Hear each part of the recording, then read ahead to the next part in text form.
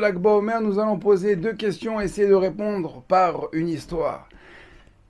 Tout le monde le sait que cette année, l'accès au tombeau, au kever de Rabbi Shimon Bar Yochai est fermé. Alors jusqu'à présent, on ne pourra pas s'y rendre malheureusement cette année. Il faut savoir que c'est une iloula qui rassemble chaque année entre 500, 600, 700 000 personnes en une journée. Tous les juifs d'Am Israël, des quatre coins du monde, des raids d'Israël, se rendent là-bas sur le kever pour chanter, danser, manger, prier, allumer des bougies, fêter l'Aïloula de Rabbi Shimon Bar Yochai. Et cette année, à cause des conditions de sécurité dans le nord d'Israël, on a décidé, Am Israël, Kadosh Baruch Hu a fermé l'endroit et l'a rendu impossible d'accès. Deuxième question, savez-vous qui a écrit le fameux piyut, le fameux chant Rabbi Shimon Bar Yochai, qu'on chante tous les vendredis soirs, Bar Yochai nimshachta ashrecha shemen sason. Tout le monde connaît cette chanson, c'est la chanson d'ailleurs du jingle du Zohar Kadosh. Tov, Abotai. Alors pour répondre, on dit qu'on allait répondre avec une histoire. Alors écoutez cette histoire. On va raconter comment ce piyut, comment ce chant est venu au monde. Alors,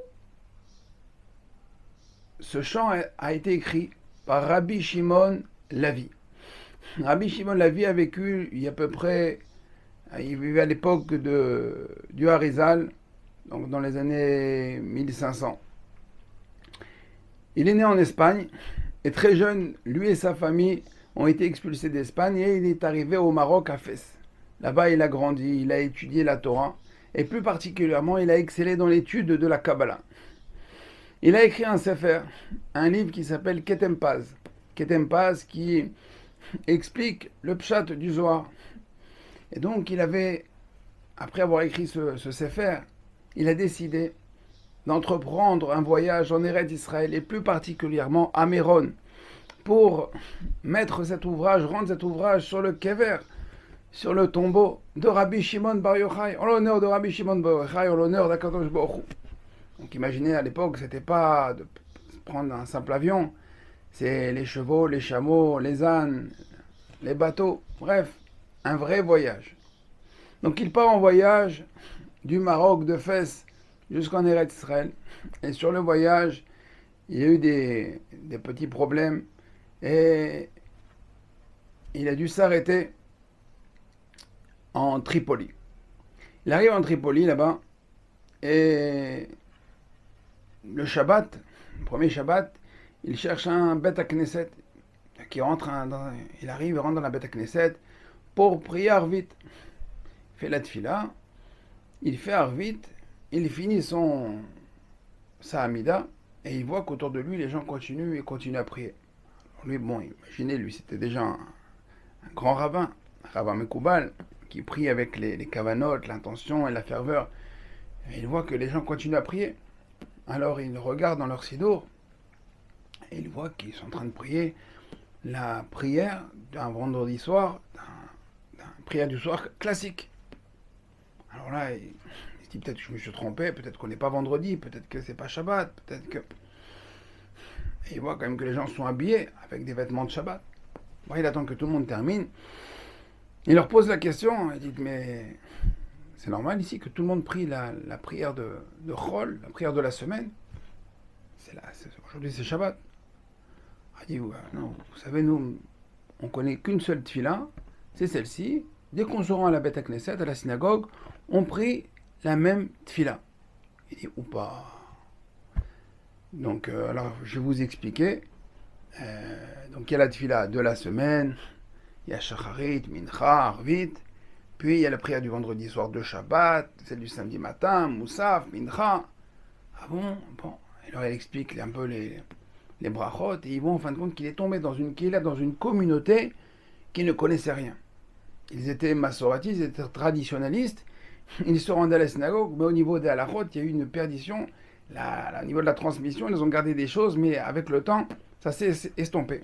Il dit il a mis de côté son voyage pour l'instant à Méron. Il a dit je vais rester un petit peu ici sur place, inculquer quelques bases. Alors à l'époque, il y avait une quarantaine de familles. Donc il donne des cours, il leur explique vraiment le béaba, les brachot, il essaye d'ouvrir un petit Talmud Torah pour les enfants. Et au fur et à mesure, un mois passe, 2 mois, 3 mois, 6 mois, il reste pour les fêtes. Et bon, il va finir l'année.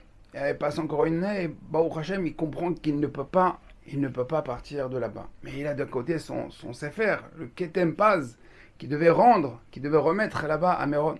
Mais il a compris que sa place était de rester là-bas en Tripoli et de prendre en main et de former des rabbanim et de former une vraie Kehila en Tripoli et de ne pas abandonner ses frères juifs. Entre-temps, il avait toujours son rêve d'arriver un jour à Méron, en Eretz Israël, et il prie à Kadosh Baruch Hu, il prie Ribono Shel Olam, Bisrout par le mérite de Rabbi Shimon Bar Yochai, qu'il n'a pas pu aller.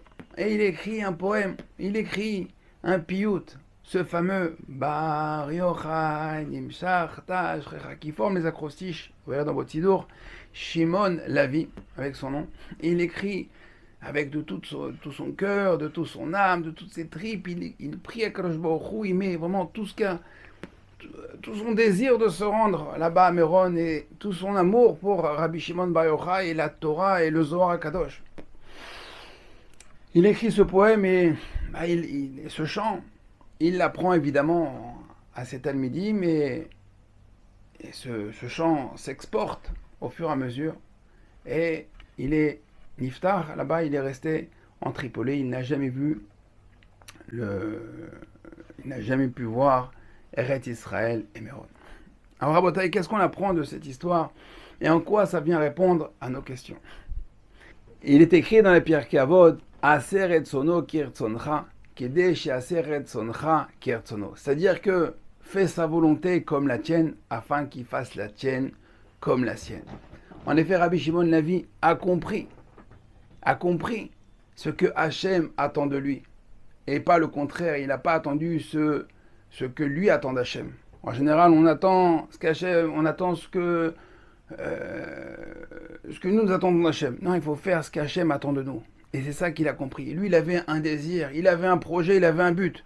De ramener son Sefer, son livre, le Ketem Paz, de voyager du Maroc en Eretz Israël. Alors il dit, j'ai eu un petit incident, je me suis arrêté en Tripoli, après Shabbat, je prends mes clics, mes claques, et j'avance. Non, il a compris, il a vu les enfants d'Akadosh Baruch Hu. Il a vu qu'ici, il y avait un problème, qu'il fallait organiser, qu'il fallait les aider. Il y avait des lacunes, un manque. Il dit, c'est pas grave, je vais rester encore un petit peu. Il a vu que ça suffisait pas. Il est resté encore. Au final, il est resté toute sa vie. Il a sacrifié sa vie, il a donné sa vie. Sa vie que Akadosh Baruch Hu, c'est Akadosh Baruch Hu qui lui a donné. Il a compris ce qu'il fallait faire. Et grâce à ça, il a formé des centaines et des centaines de familles. Ce sont des milliers de juifs. Ce sont des juifs qui vont... Il a formé des rabbanim. Incroyable ce qu'il a fait. Il a sacrifié sa vie. Il a vu l'essentiel. Il a vu ce qu'il fallait faire. Donc ça, c'est le premier message. Deuxième message, c'est que lui devait se rendre chez Rabbi Shimon Bar Yochai. Et pourtant, il n'est jamais parti. Il ne sera jamais allé jusqu'à là-bas, jusqu'à Méron. Il a écrit ce poème. Il a écrit cette chanson, ce piyut. Et là, c'est Rabbi Shimon Bar Yochai qui est venu vers lui. Rabotai, ce chant est chanté dans toutes les maisons juives, dans toutes les synagogues. Le jour de l'Akba Omer, qui ne va pas chanter, danser, fêter sur ce chant-là? Rabotai, sans réseaux sociaux, sans télé, sans WhatsApp, sans rien du tout, juste avec la volonté, la harne, le désir, le ratson. On a dit ratson, c'est même lettre que tsinor. Tsinor, c'est un conduit, c'est un flux. Quand on a l'envie, Kadosh Baruch Hu, il diffuse, sans rien du tout, sans aucune médiatisation. Aujourd'hui, ce chant-là, il est chanté, il est connu de chaque juif. Pourquoi? Parce qu'il avait envie. Alors, Kadosh Baruch Hu, il lui a donné les possibilités et les moyens d'arriver jusqu'à Rabbi Shimon Bar Yochai. Il a rencontré Rabbi Shimon Bar Yochai, donc peut-être pas sur terre, mais là-bas dans les cieux. Ces deux âmes, l'âme de Rabbi Shimon, la vie et Rabbi Shimon Bar Yochai, font qu'un aujourd'hui. Quand on chante la chanson de Rabbi Shimon Bar Yochai, c'est celle de Rabbi Shimon, la vie.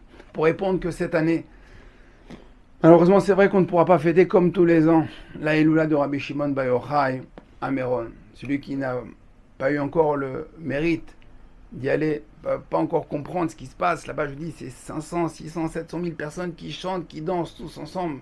C'est vrai que c'est une fête magnifique. Mais qu'est-ce que vous voulez? Akadosh Baruch Hu, on a décidé autrement. Donc on doit comprendre, on doit essayer de réfléchir. Qu'est-ce qu'Akadosh Baruch Hu attend de nous? Chacun à titre personnel. Pas besoin de savoir ce qu'Akadosh Baruch Hu attend de l'autre. Non, qu'est-ce qu'Akadosh Baruch Hu attend de moi? Qu'est-ce qu'il attend de moi? Pourquoi cette année je suis privé? Pourquoi cette année je ne peux pas me rendre à Méron? Alors on peut dire, oui, c'est à cause du Hezbollah, c'est à cause de l'Iran, c'est à cause de nos ennemis. D'accord, très bien, ça c'est une raison externe. Mais il faut toujours voir, on peut toujours remettre la faute sur les autres. Il faut remettre la faute d'abord sur nous. Pourquoi Akadosh Baruch Hu? Qu'est-ce qu'il attend de moi? Alors Bezrat Hashem, que cette épreuve, d'accord, doit nous renforcer dans la Emouna, comme Rabbi Shimon l'a vu, il s'est renforcé dans la Emouna. Il a plus vu la Ashgara Pratit, il a plus vu qu'est-ce qu'Akadosh Baruch Hu attend de lui. Alors nous, Bezrat Hashem aussi, ça va être une grande leçon que cette année, Bezrat Hashem à l'Akbomer, on va prendre sur nous une dose de Emouna. On va s'enflammer dans la Emouna et dans l'amour d'Akadosh Baruch Hu, nous rapprocher du Tout-Puissant Bezrat Hashem, et grâce à ça, on va se rapprocher de la grande délivrance finale, la venue du Mashiach et le Beth Amikdash, du Merabé Amen.